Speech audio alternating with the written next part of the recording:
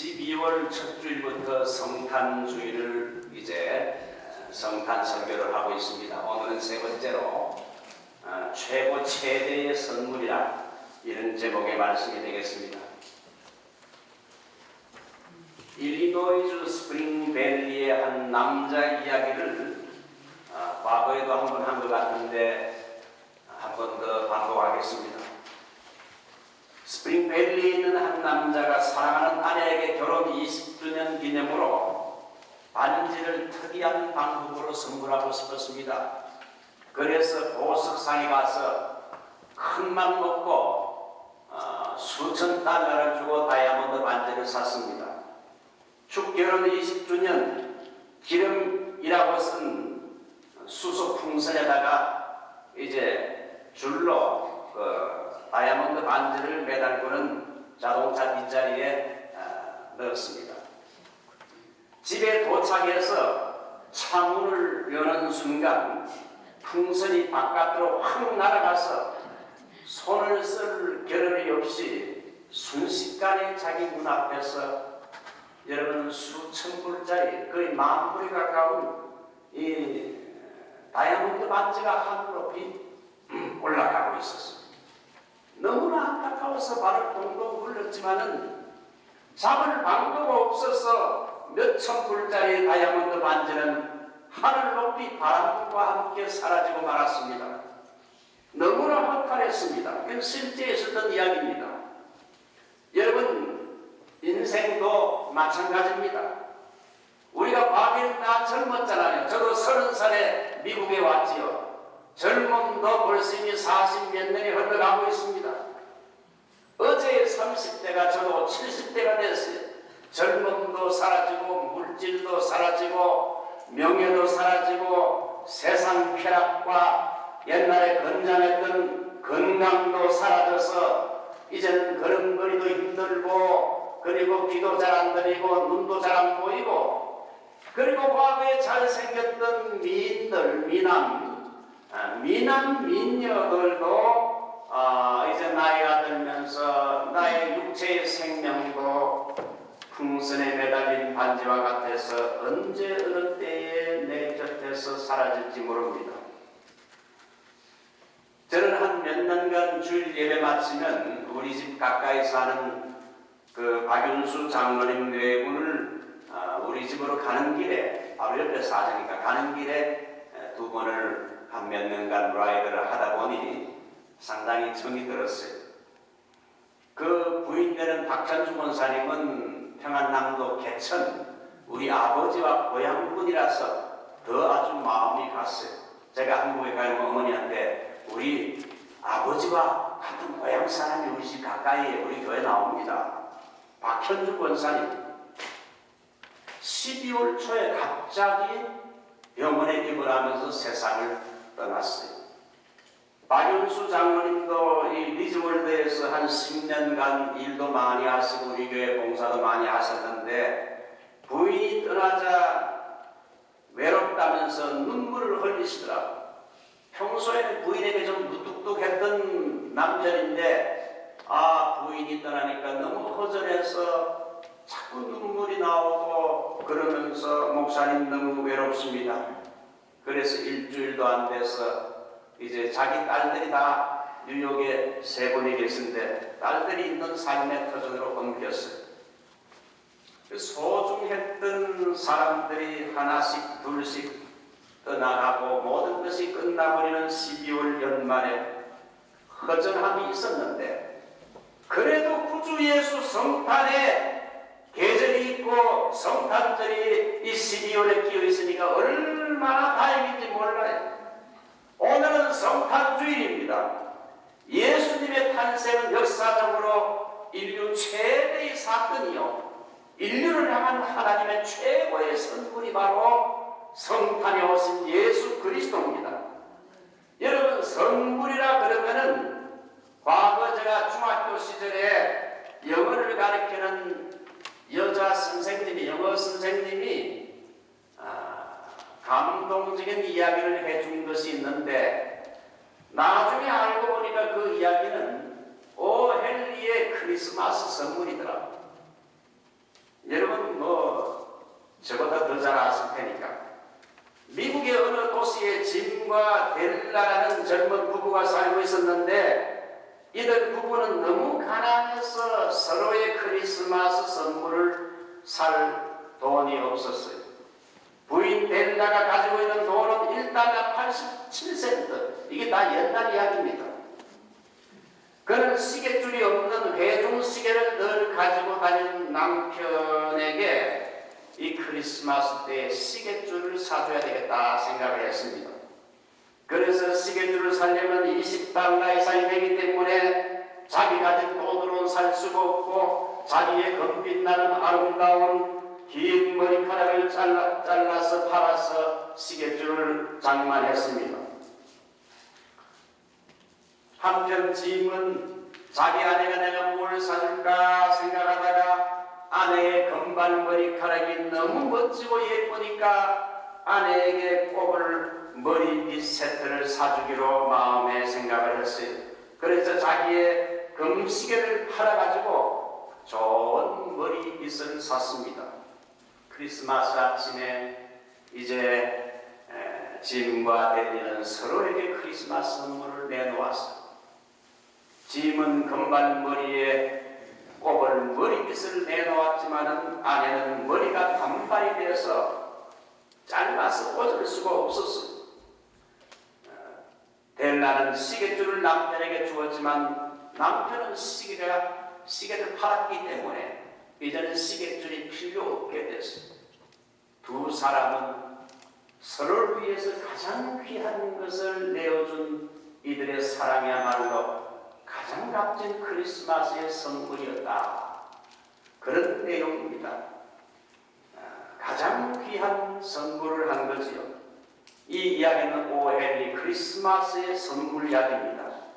하나님이 우리에게 가장 크고 놀라운 선물은 예수님을 이 세상에 구원자로 보내주신 것이지요. 요한복음 3장 16절 하나님이 세상을 이처럼 사랑하사 독생자를 주셨으니 제 이름이 영어로 잔 요한이요 생일이 3월 16일. 그래서 저의 잔 360는 저하고 아주 깊은 연관이 있어요.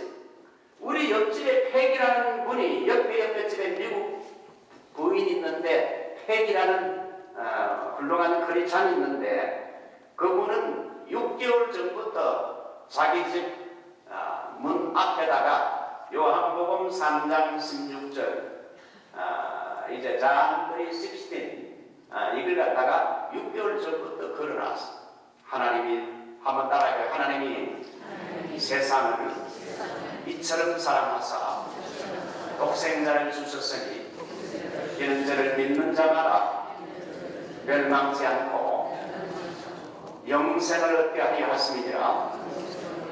한번 노래 불러볼까요? 하나님이 세상을 이처럼 사랑하사 독생자를 주셨으니 누구든지 예수 믿으면 멸망하지 않고 영생을 얻으리로다.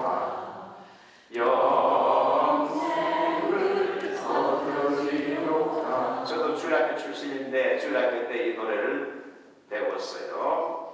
오늘은 아주 쉬우면서도 어떻게 보면 전도 설교 같은 복음의 내용을 소개해 드립니다.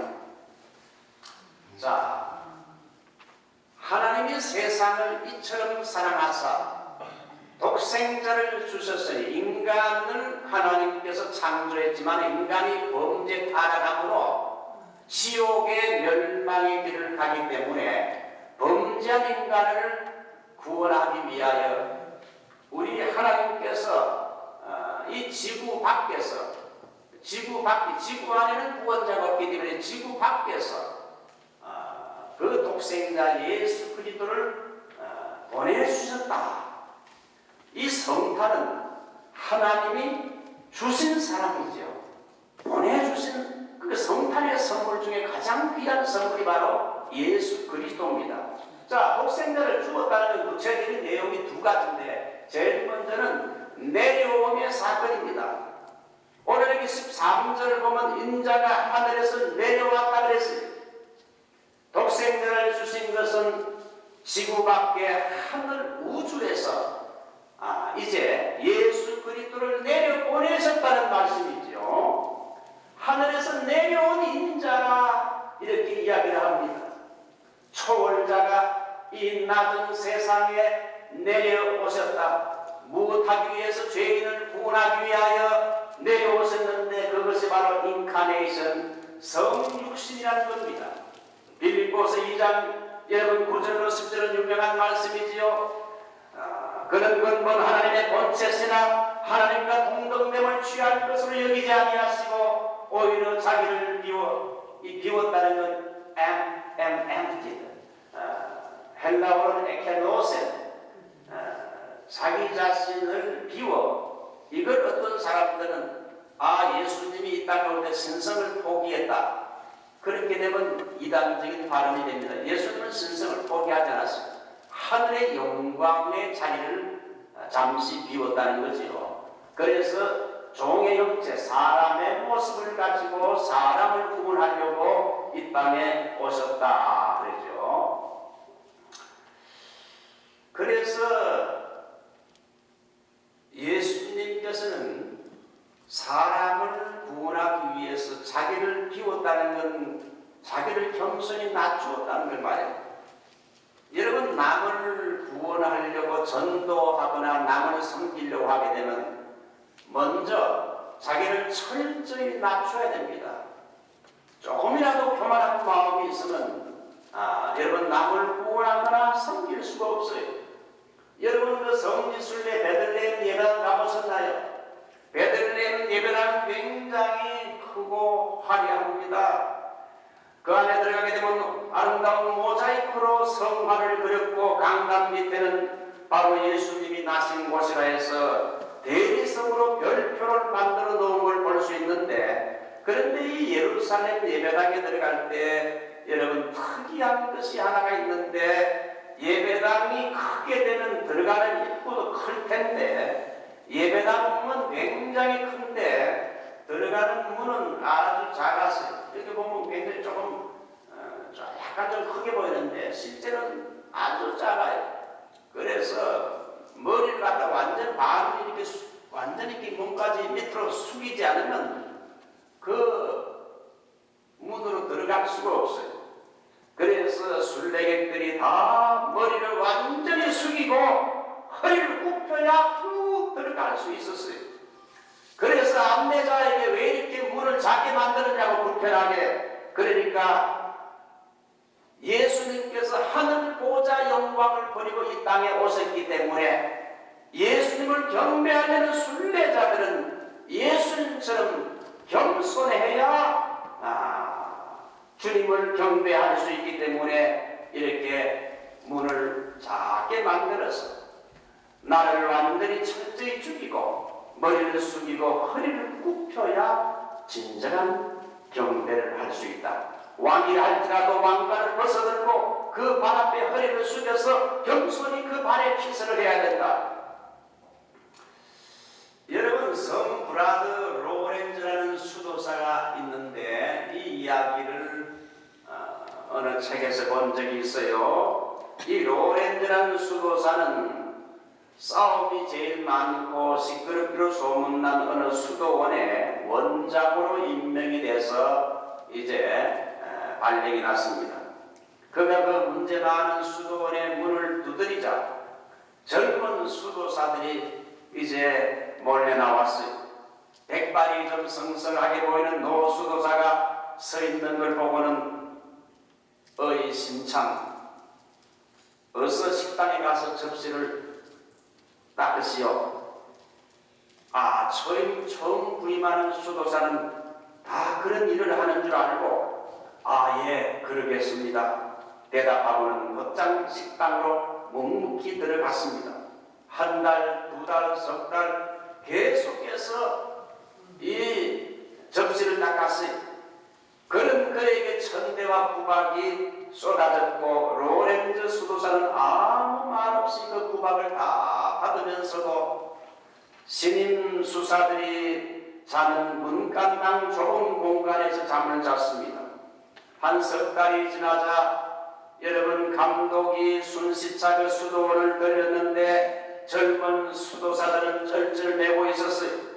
그런데 원장의 모습이 보이지 않자 감독이 묻습니다. 아니 수도원 원장은 어디 갔습니까? 아직 부임하지 않았는데요. 감독이 깜짝 놀라면서 말했어요. 그게 무슨 소린가? 내가 로렌즈 수도사를 3개월 전에 이 성당 감독으로 임명해 보냈는데 그 말에 젊은 수도사들이 아연실색하면서 즉시 식당으로 내려가서 이제 접시를 씻고 있는 노 수도사 앞에 무릎을 꿇었습니다. 그 후부터 아무 말 없이 섬김의 봉사를 하고 있는 이 원장 앞에 교만하고 무례했던 젊은 수도사들의 태도가 완전히 바뀌면서 그 수도원은 아주 모범적인 수도원이 됐다는 이런 이야기가 있습니다. 자,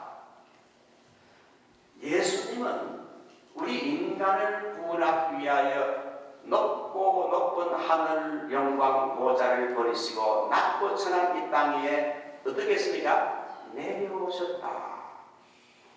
우리가 이 성탄에는 내 자신을 죽이고 철저히 예수님처럼 겸손히 이제 높은 데서 아래로 내려오는 겸손을 배워야 됩니다.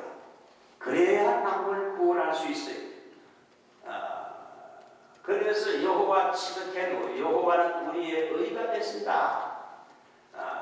이제 예수님이 인간의 모습을 가지고 이 땅에 왔을 때에 그 이름이 여호와는 우리의 의가 된다. 그래서 예수 그리스도께서 죄인된 우리를 위해서 오시면서 이제 예수를 믿는 사람은 이제 하나님의 의가 임한다는 거죠.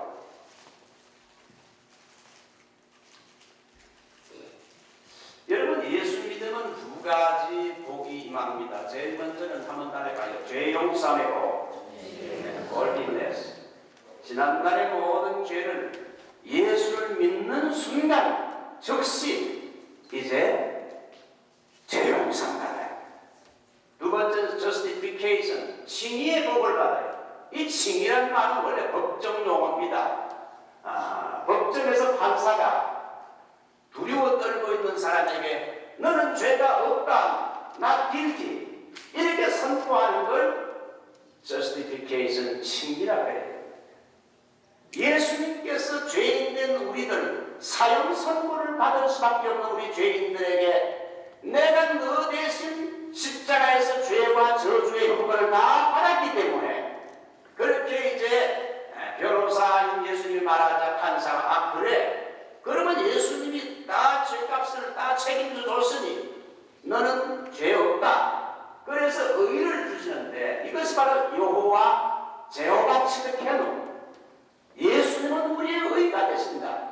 예수를 믿는 순간 우리 안에 있는 모든 죄는 다 주님이 가져가시고 예수님 안에 있는 치르케누 의를 예수를 믿는 순간 우리에게 전가해 주신다는 겁니다. 믿으시면 아멘 합시다. 네. 자, 두 번째 이 예수님의 사건은요, 내려오고 그 다음에 들려지는 사건이 있었어요. 모세가 광야에서 뱀을 든 것처럼 인자도 들려야 하니 이스라엘 백성들이 광야 길이 험하다고 불평불만하고 터들터들하자 갑자기 여러분 모래 속에 있는 빨간 불뱀이 독성이 난 불뱀이 사람들을 물었어요.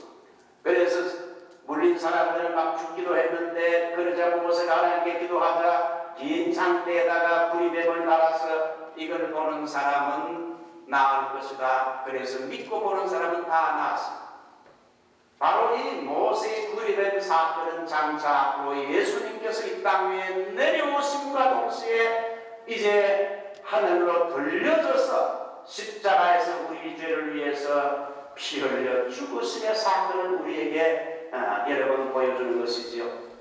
구약에 여러분 야곱은 하늘의 사닥다리 꿈을 꿨습니다. 형의 칼을 피해서 도망칠 메소포타미아로 도망칠지다가 고나에 잠들었을 때에 여러분 꿈에서 이 야곱이 있는 땅과 그 하늘 꼭대기에는 하나님이 계신데 사닥다리가 쫙 펼쳐지면서 오르락내리락 하는 이게 중생의 사건을 말합니다. 그래서 이 중생의 사건은 구원은 땅과 하늘이 하나가 되는 거지요. 바로 예수 그리스도의 십자가가 바로 여러분 이거와 같아요. 십자가 사건이 바로 우리 인간을 하나님과 연결시키는 브릿지 다리와 같아요. 사닥다리와 같아요. 예수님이 십자가에 달려 죽으신 것은 인간의 죄와 저주를 대신 지시고 희생당한 거지요. 내가 받을 형벌 대신에 그분이 받았다 이거죠.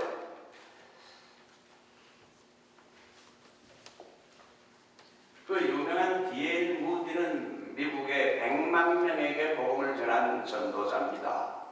이 사람은 원래 무식하고 많이 배우지 못한 사람인데 구두수선공이었는데 하나님이 그에게 은혜 주시고 사명을 주자 유명한 전도자가 되었어요. D.L. 무디가 가는 곳마다 많은 사람들이 몰려들었습니다. D.L. 무디라는 유명한 부흥사가 어느 시골에 이제 교회에 부흥회를 왔어요. 소문을 듣고는 많은 사람들이 몰리다 보니까 입주의 여지가 없이 강대상까지 사람들이 꽉 찼습니다. 그러다가 보니 어른들만 들어가지 이제 아이까지 들어갈 이런 공백이 없었기 때문에 앞에서 안내하는 사람들이 아이들은 들어오지 못하게 했어요. 한 소년이 부흥사가 교회 나오러 들어간다는 때 그 목사님께 요청을 했어요. 목사님의 설교를 꼭 듣고 싶은데 제가 좀 들어갈 수 없을까요? 그러자 목사님이 손을 내밀면서 내 손을 뒤에 잡고 내 뒤를 따라오라. 그래서 내 뒤에서 내 손을 꼭 잡아라. 꼭 잡고는 이제 통과해서 강대상 위에까지 올라가서 강대상 귀퉁이 코너에 너는 앉아있거라. 그리고는 하는 말이 이 교회장은 내 손을 잡고 네가 들어올 수 있었지만 천국 갈 때는 예수님의 십자가를 네가 붙들지 않으면 너는 결코 천국에 들어가지 못한다. 그런 의미 심장한 말을 했어요. 그래서 이 소년은 무디 선생님의 부흥회 때에 말씀을 통해 큰 은혜를 받았고 예수의 십자가를 믿고 붙잡아 구원을 받았으며 나중에는 그 교회의 담임 목사가 돼서 오랫동안 목회를 했다고 합니다. 복음 속에는 예수님의 내려오심과 그 다음에 들리우심 이 두 가지 중요한 사건이 있습니다. 자, 이제 마지막으로 그렇다면 우리 인간이 할 일이 뭔가? 예수님이 하늘 보좌 영광 보좌 버리시고 이 땅에 내려오시고 십자가에 달려 우리를 위해서 죄값의 형벌을 취했다면 우리가 할 일이 뭔가? 답이 뭡니까? 우리가 할 것은 nothing. 아무것도 없다 이거죠. 예수님이 테텔레스타의 값을 다 치르셨기 때문에 우리가 할 일은 아무것도 없어요. 예수님이 십자가에서 다 이루었었어요. 인간이 할 일은 그저 이 땅의 인류의 구원을 위해서 이 땅에 사람의 몸을 입고 이 땅에 내려오시고 십자가에 달리신 그 예수님을 마음을 열고 웰컴 환영하고 내 마음에 받아들이면 돼.